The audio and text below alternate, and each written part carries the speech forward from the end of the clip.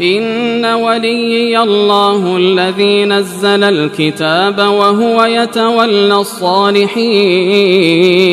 والذين تدعون من دونه لا يستطيعون نصركم ولا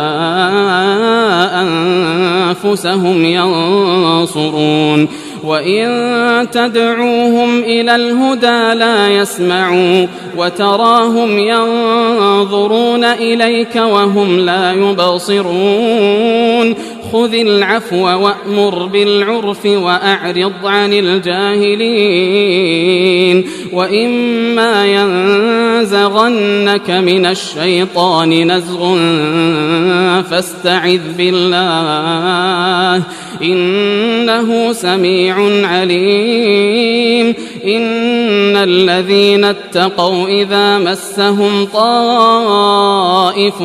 من الشيطان تذكروا فإذا هم مبصرون وإخوانهم يمدونهم في الغي ثم لا يقصرون وإذا لم تأتهم بآية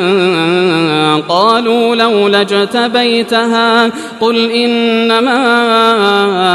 أتبع ما يوحى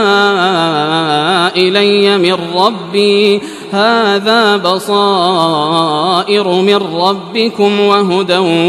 ورحمة لقوم يؤمنون وإذا قرئ القرآن فاستمعوا له وأنصتوا لعلكم ترحمون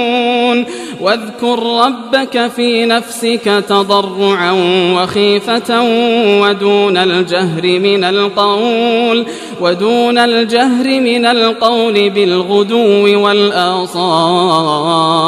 ولا تكن من الغافلين إن الذين عند ربك لا يستكبرون عن عبادته